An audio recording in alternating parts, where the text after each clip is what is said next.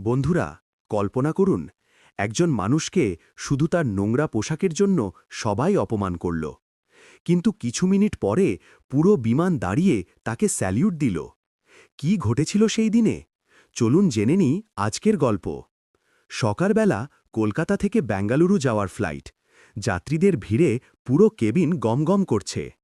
Cabin ক্রুরা ব্যস্ত সবাইকে সিটে বসাতে। ঠিক তখন দরজা দিয়ে ঢুকলেন এক অদ্ভুত মানুষ।